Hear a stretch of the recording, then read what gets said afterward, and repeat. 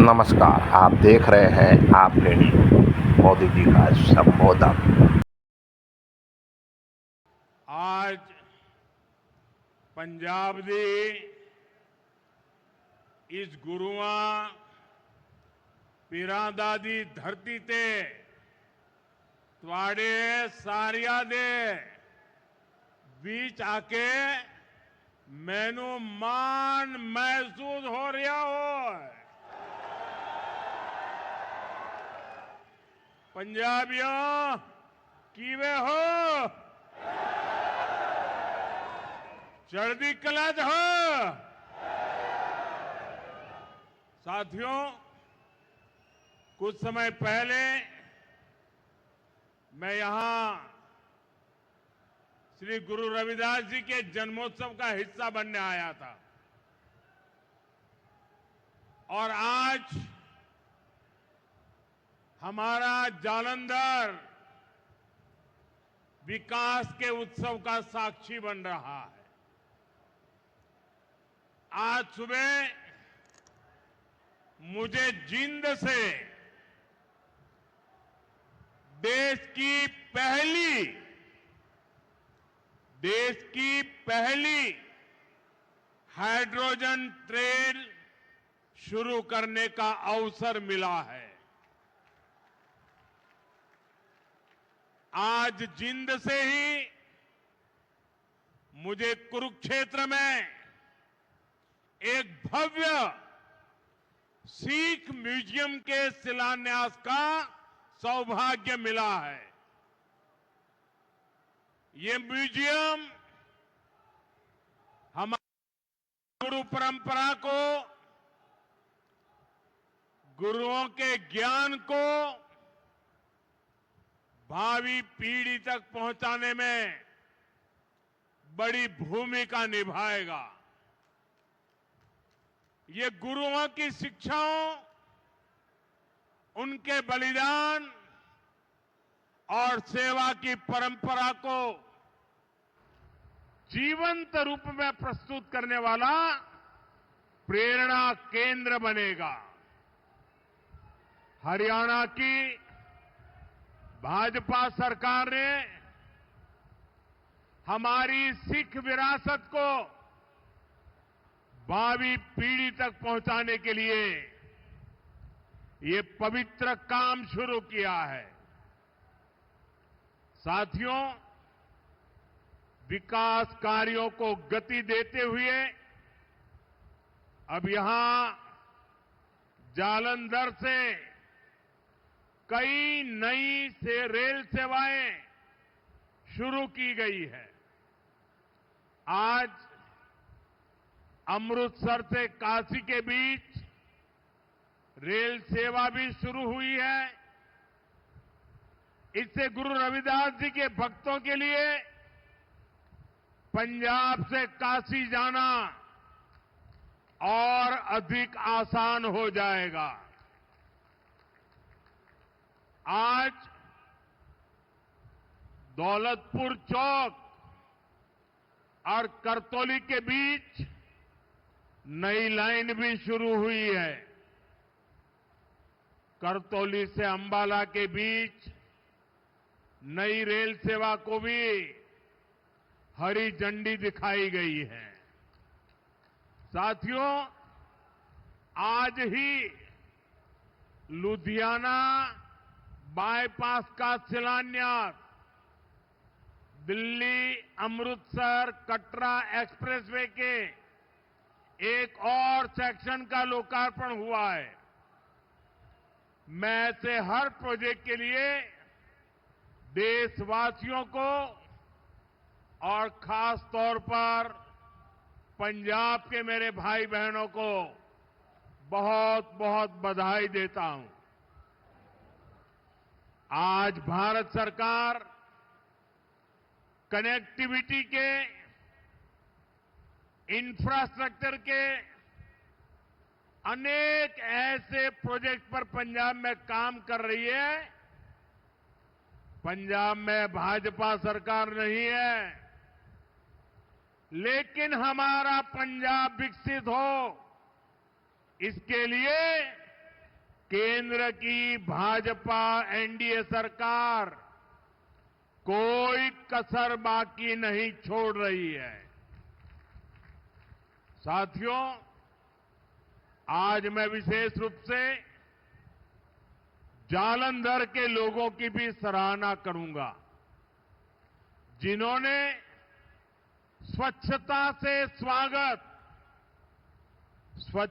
से स्वागत पहल के माध्यम से इस कार्यक्रम को और सार्थक बना दिया है। श्री गुरु रविदास जी ने समरसता और सामूहिक प्रयासों का जो संदेश दिया था, उसे आप सभी ने अपने व्यवहार में जीवंत किया है। ये अभियान कर्तव्य भावना का भी उत्तम उदाहरण बन रहा है। साथियों, आज के दिन मैं इस मंच से पंजाब के महान सपूत सरदार तेजा सिंह समुंदरी जी को भी अपनी श्रद्धांजलि देता हूं। आज उनका 100वां शहादत दिवस है। उन्होंने अंग्रेजी शासन काल में सिख हितों की रक्षा के लिए अनेक आंदोलन किए। सरदार तेजा सिंह जी ने अपना पूरा जीवन मातृभूमि की सेवा में समर्पित कर दिया। आज से शुरू हो रहे उनके शहादत वर्ष से जुड़े कार्यक्रमों से हम सभी को प्रेरणा मिलेगी। साथियों, केंद्र की भाजपा सरकार की भी प्राथमिकता है भारत के हर नागरिक की सेवा, भारत के हर नागरिक का जीवन आसान बनाना और उसे आगे बढ़ने के लिए नए नए अवसर उपलब्ध कराना। और इसलिए हम नागरिक देवो भव इस मंत्र पर चल रहे हैं। गरीब हो, मिडिल क्लास हो, ऐसे हर परिवार को बेस्ट से बेस्ट सुविधा मिले, ये हमारा प्रयास है। और नागरिक देवो भव का ये भाव हमारे काम में दिखता है। साथियों, जो भारतीय रेल है, एक गरीब परिवारों की, मिडिल क्लास परिवारों की सवारी है। लेकिन 2014 से पहले तक रेलवे की क्या स्थिति थी, ये आप अच्छे से जानते हैं। कांग्रेस सरकार नई ट्रेनों की झूठी घोषणा करके आराम से बैठ जाती थी। हमारे जो रेलवे स्टेशन है, इनको तो कांग्रेस ने अपने हाल पर छोड़ दिया था। यहां तक कि अंग्रेजों के जमाने में जो स्टेशन बने थे, उनकी सूध लेने वाला भी कोई नहीं था। साथियों, भारतीय रेल का नेटवर्क इतना विशाल है कि रोज उसमें जितने यात्री सफर करते हैं, उतनी तो कई देशों की आबादी भी नहीं है। रेलवे के विकास के जो काम आज हो रहे हैं, ये 30-40 वर्ष पहले हो जाने चाहिए थे।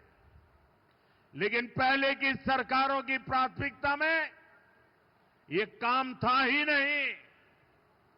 गरीब और मिडिल क्लास को भी सुविधा चाहिए, इनको भी साफ सफाई चाहिए, इनके समय की भी एक वैल्यू है। ये पहले की सरकारें चर्चा तक नहीं करती थी। साथियों, ऐसी सोच से विकसित भारत नहीं बन सकता था। इसलिए बीते वर्षों में भाजपा सरकार ने स्थितियों को बदलना शुरू किया। आज पूरे देश में रेलवे स्टेशनों का कायाकल्प किया जा रहा है। अमृत भारत स्टेशन स्कीम के तहत 1300 से ज्यादा रेलवे स्टेशन को आधुनिक बनाया जा रहा है और इनमें से कई स्टेशन पर काम पूरा हो चुका है। आज ऐसे ही 75 स्टेशन का लोकार्पण किया गया है। साथियों, जब आप यहां जालंधर कैंट स्टेशन में जाएंगे तब आपको एहसास होगा कि वाकई हमारा देश विकसित राष्ट्र बनने की ओर बढ़ रहा है। ये केवल स्टेशन नहीं है, ये एक प्रकार से सिटी सेंटर है। जालंधर कैंट स्टेशन आधुनिक भी हुआ है और इसकी कैपेसिटी भी बहुत बढ़ गई है। ऐसे ही आनंदपुर साहिब, मुक्तसर और साहिबजादा अजीत सिंह नगर स्टेशन का भी कायाकल्प हो गया है। साथियों, हमारे नए रेलवे स्टेशन व्यापार कारोबार का भी माध्यम बन रहे हैं। यहां जो लोकल कारीगर है, विश्वकर्मा साथी है, महिलाओं के सेल्फ हेल्प ग्रुप्स हैं, उनके उत्पाद स्टेशन पर बिक सके, ऐसी व्यवस्था बनाई गई है। और ये अमृत भारत स्टेशन हमारी विरासत, हमारी धरोहर के दर्शन भी कराते हैं। अब जैसे जालंधर है, यहां की पहचान स्पोर्ट्स से है, खेलकूद से है, तो जालंधर कैंट स्टेशन में पंजाब की खेल परंपरा और लोक संस्कृति के दर्शन होते हैं। आप आनंदपुर साहिब स्टेशन जाएंगे तो वहां तख्त श्री केसगढ़ साहब की झलक दिखाई देती है। कालका स्टेशन पर श्री काली मंदिर के दर्शन होंगे। यानी हमारे स्टेशन अब हमारी संस्कृति, सभ्यता के प्रतीक भी हो गए हैं। साथियों, हम अपने पूर्वजों से प्रेरणा लेते हुए, उनका मान बढ़ाते हुए ही एक सशक्त राष्ट्र बन सकते हैं।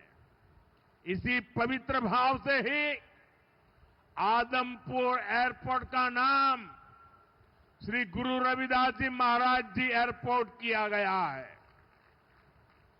और चंडीगढ़ इंटरनेशनल एयरपोर्ट पर अब शहीद भगत सिंह इंटरनेशनल एयरपोर्ट के नाम से जाना जाता है। और ये काम भाजपा सरकार ने किया है और हमें इस पर गर्व है। साथियों, ये धरती शेरे पंजाब महाराजा रणजीत सिंह की धरती है। महाराजा रणजीत सिंह के शासन में खुशहाली भी थी, सुरक्षा की गारंटी भी थी और समाज में सद्भाव भी था। लेकिन पंजाब में आज क्या हो रहा है, ये किसी से छिपा नहीं है। यहां विज्ञापनों के दम पर विश्वासघात की तस्वीर छिपाई जा रही है। आज पंजाब में कानून व्यवस्था बेहाल है।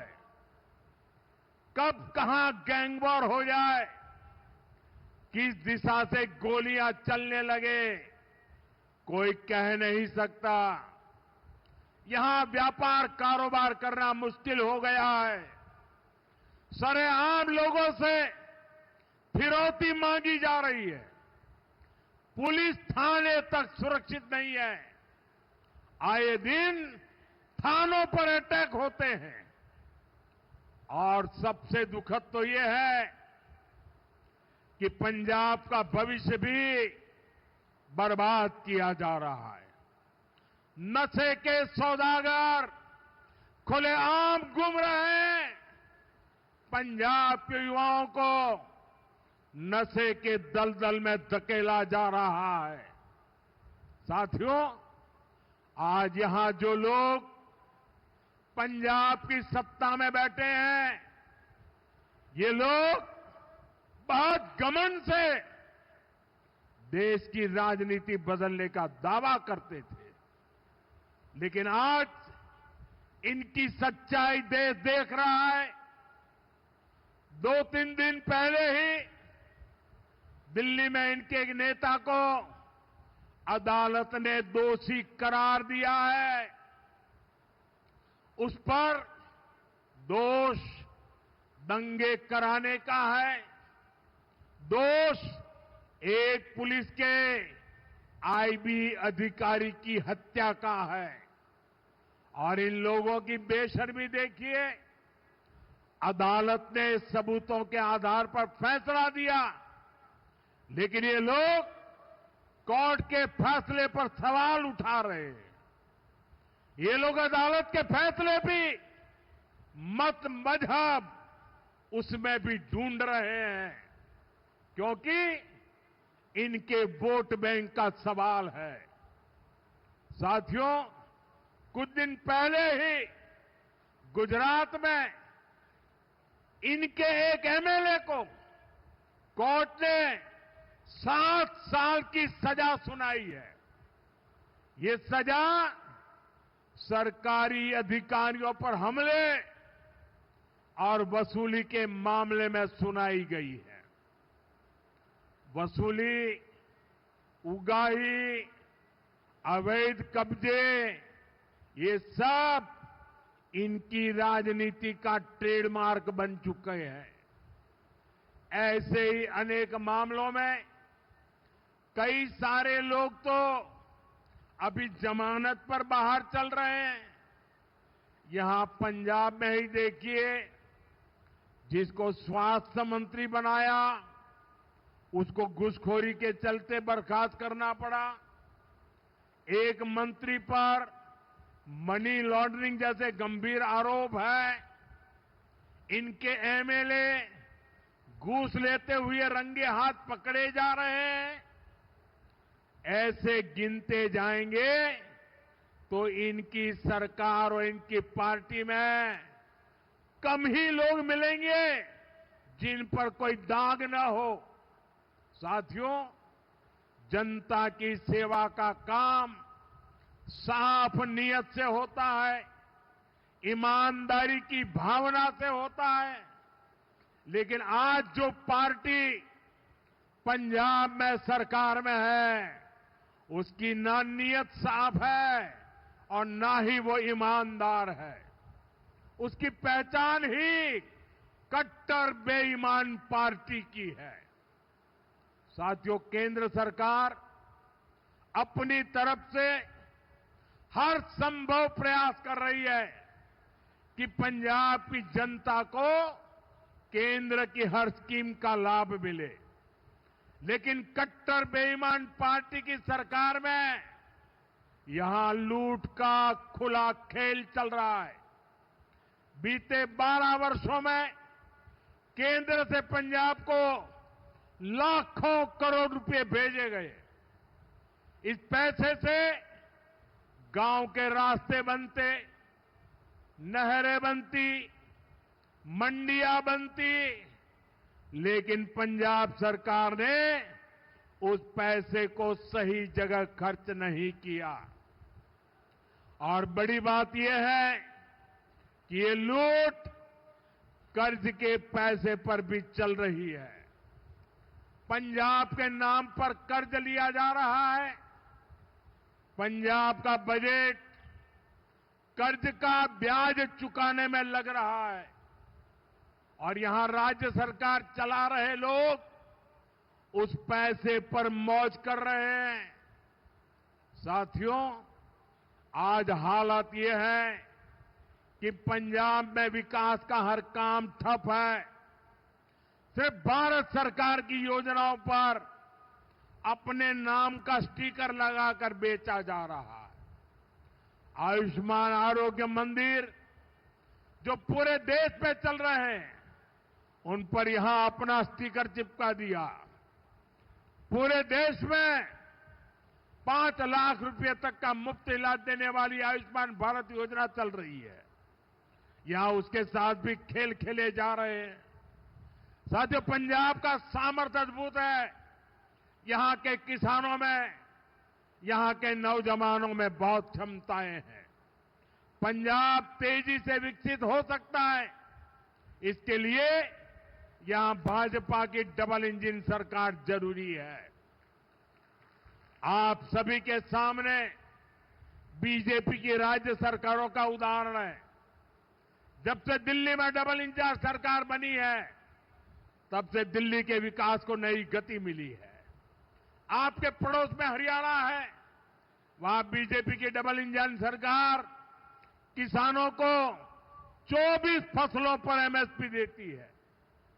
पंजाब में किसानों को सिर्फ धोखा दिया जा रहा है। केंद्र और हरियाणा सरकार कर्मचारियों को 60% डीए दे रही है। यहां 60% तो छोड़िए, जो मिल रहा है उसकी भी कोई पक्की गारंटी नहीं है। कर्मचारियों को अपना हक पाने के लिए भी धरना देना पड़ता है। और बहनों बेटियों की पीठ पर तो इन्होंने छुरा भोंका है। बड़ी बड़ी बातें करके वोट तो ले लिया, लेकिन पूरे 50 महीने चुप रहे। वायदे की याद तक नहीं आई। अब तक बहनों के खाते में 50,000 रुपया आ जाने चाहिए था, लेकिन बहनों को सिर्फ झूठ मिला। और साथियों, पंजाब में जो कांग्रेस पार्टी है, उसका भी अपना ही रोना धोना चल रहा है। पंजाब में कांग्रेस में कुर्सी का किस्सा ही खत्म नहीं हो रहा। ये इसलिए नहीं लड़ रहे कि पंजाब का हित कैसे होगा। इनकी लड़ाई इसलिए है कि इनकी जो कुर्सी है वो किसके पास रहेगी। और साथियों, अकाली दल का भी यही हाल है। वो भी अपने ही स्वार्थों में उलझे हुए हैं। उनको भी पंजाब के लोगों की कोई परवाह नहीं है। साथियों, पंजाब में असली बदलाव भाजपा ही ला सकती है। पंजाब को विकसित बनाने का काम भाजपा ही करेगी। पंजाब को आत्मनिर्भर बनाने का काम भाजपा ही करेगी। पंजाब में नया निवेश आए, पंजाब में रोजगार के नए अवसर बने, पंजाब में बने प्रोडक्ट दुनिया के कोने कोने में पहुंचे, ये काम राज्य में बीजेपी की सरकार ही करेगी। साथियों, आज जालंधर आया हूं तो पंजाब के युवाओं से और जो खेलकूद की दुनिया में है, स्पोर्ट्स फील्ड में है, उनसे विशेष तौर पर अपनी बात कहूंगा। मुझे पंजाब के युवाओं के सामर्थ्य पर बहुत भरोसा है। हमने देखा है कि खेल के मैदान में पंजाब के युवा कैसे भारत की आन बान शान को ऊंचा रखते हैं। आज स्पोर्ट्स के गुड्स के लिए मशहूर इस शहर से मैं पूरे पंजाब के युवा साथियों से कहना चाहता हूं, ये आपके लिए अवसरों का समय है। खेलो इंडिया अभियान आपके लिए चलाया गया है। खेलो इंडिया स्पोर्ट्स पॉलिसी आपके लिए लाई गई है। आज भारत में नई स्पोर्ट्स इकोनॉमी विकसित की जा रही है।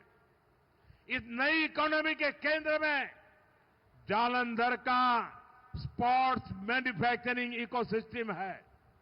इस नई इकोनॉमी के केंद्र में कोच है, स्पोर्ट्स मेडिसिन है, स्पोर्ट्स साइंस है, स्पोर्ट्स यूनिवर्सिटीज है, सेंटर ऑफ एक्सीलेंसी है, स्पोर्ट्स स्टार्टअप्स है। साथियों, अभी मैं ऑस्ट्रेलिया और न्यूजीलैंड गया था। वहां इस विजन को लेकर काफी सारे समझौते हुए। मैं सभी युवाओं से कहूंगा, आप स्पोर्ट्स से जुड़िए, स्पोर्ट्स की दुनिया में अपना परचम लहराइए। हमारी सरकार हर तरह से आपके साथ है। साथियों, हमें पंजाब की आन बान शान को नई ऊंचाई पर ले जाना है। हमें पंजाब का नया भविष्य बनाना है। मोदी हरदम हर पल पंजाब के लोगों के साथ है।